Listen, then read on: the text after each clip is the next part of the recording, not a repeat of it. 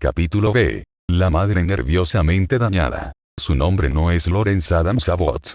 El apellido realmente es el de una de las primeras familias de Estados Unidos. Él mismo es uno de los pocos vivos de una tercera generación de grandes riquezas. Era una tarde de principios de verano y el Dr. Abbott, pues era un graduado de Cornell Medical, estaba de pie en una de las puertas del tren de la estación Grand Central de Nueva York. Mientras espera apartado de los pequeños multitud reunida para dar la bienvenida, atrae la atención observadora. Su cara parece 30. Tiene 36 años. Las características están finamente cortadas, en la barbilla es especialmente buena. Los ojos son de color gris azulado y una ligera palidez probablemente se suma a su aparente distinción. Su actitud es lánguida, el manejo de su bastón graciosamente indolente, el casi habitual retorciendo su bigote castaño atractivamente satisfecho de sí mismo. Su vestimenta es hermosa, de materiales distintivos y hecha a la medida el día. Hasta aquí una estimación de observación. El observador crítico tomaría nota más. Detectaría una lentitud en las respuestas de las pupilas, como los ojos viajan desganadamente de un rostro a otro, produciendo un efecto de embrutece monotonía. Movimientos de murmullo de los labios, un balanceo ligeramente descoordinado del cuerpo, podría hablar por sí solo periodos de algo más que distracción. Pero las puertas se abren y después de las ansiosas, intensas reuniones, y los más de hecho de los bebés y los bultos, los porteadores, con sus cargas afortunadas de maletas de viaje a la moda, pilota o sigue a los señores y señoras de la fortuna. Entre ellos se encuentra uno cuyo hermoso rostro se suaviza con el suavizado cabello gris temprano, y cuyo traje perfecto y ternura al saludar a nuestro doctor enseguida asociar madre e hijo. Acaba de bajar por el Hudson en uno de las pocas tareas seriamente difíciles de sus 56 años. Han pasado 2 semanas. La habitación está completamente desnuda, excepto por 2 colchones, un montón de ropa de cama desaliñada y 2 hombres. Las horas son pequeños y la luz tenue y guardada, destinada a suavizar, probablemente intensifica la rareza de la imagen. La sospechosamente plana la carpintería está esmaltada en un monocromo opaco. Las ventanas están vigiladas con pantallas protectoras. Un hombre, un sirviente, yace ordenadamente en su pallet. La otra, una figura esbelta en pijama, se agacha en un rincón. Su cabello está despeinado. Su rostro está lívido. Sus alumnos, ampliamente dilatada. Sus labios secos se abren de vez en cuando mientras murmura inarticuladamente o se ríe tontamente. Ahora, comenzando, de nuevo abstraído, es capaz de responder solo por un momento, como el asistente ofrece su alimento. Unos segundos después está gimiendo y retorciéndose, obviamente en el dolor, un dolor que se olvida tan rápidamente, como llega aquí y allá cosas imaginarias, voladoras, flotantes. El sueño real nos cerró los ojos durante casi 3 noches. Está delirando en un artificial y misericordioso semiestupor, que le está ahorrando los indecibles sufrimientos de negación de la morfina. Antes de este infeliz estiramiento del Dr. Abbott, largas y agotadoras semanas de reajuste, semanas de dolor físico y malestar mental, semanas, esperemos, de remordimiento que le aguijone el alma. Suyos la única posibilidad de un futuro que valga la pena gastar radica en meses de enseñar a su cuerpo femenino la dureza que representa la virilidad. Para él deben multiplicarse los días de reorganización para cambiar la voluntad de un débil en salvadora maestría. Y estas no bastarán a menos que, al calor blanco de una revelación moral, el falso oropel entretejido en la trama de su carácter ser consumido. Durante meses tuvo que negarse a sí mismo los lujos, incluso muchas de las comodidades, la riqueza de su madre está ansiosa por dar.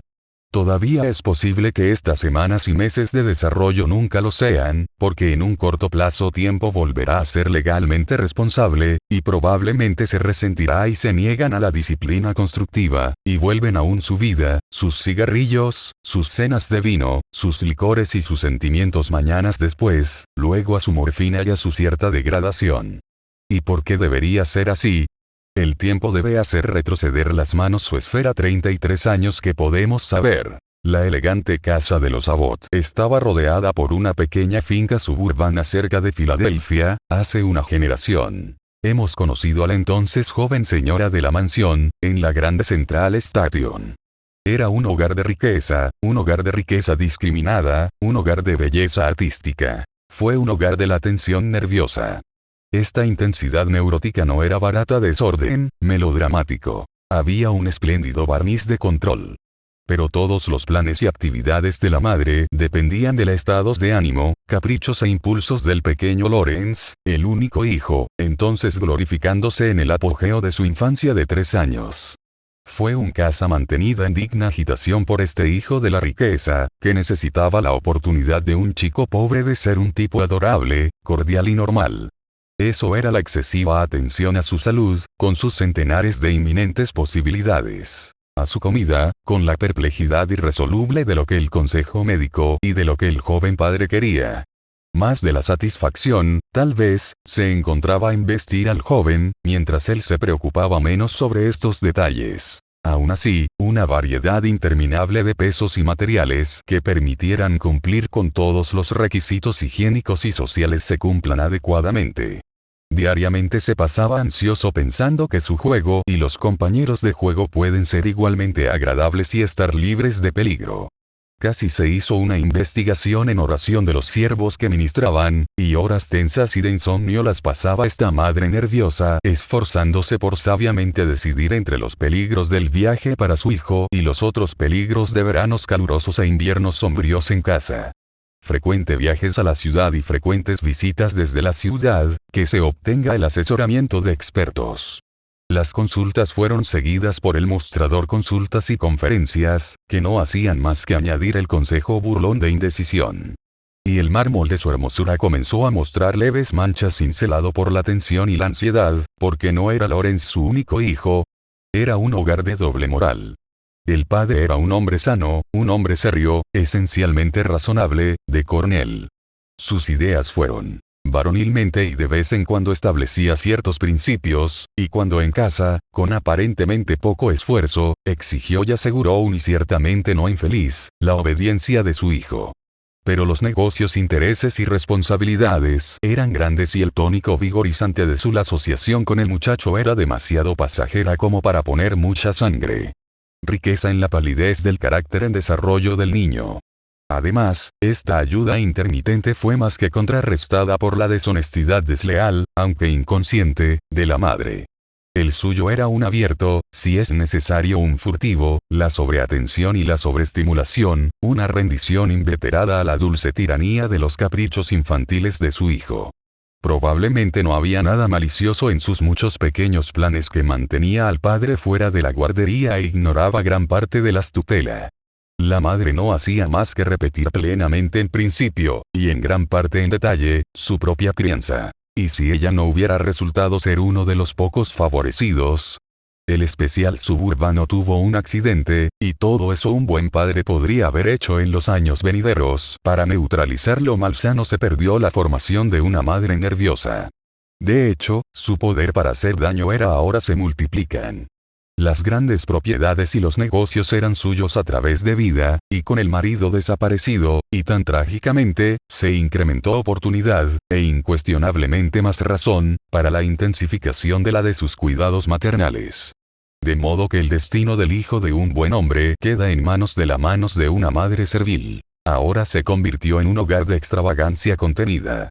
La mesa estaba bastante cubierto de alimentos raros y ricos.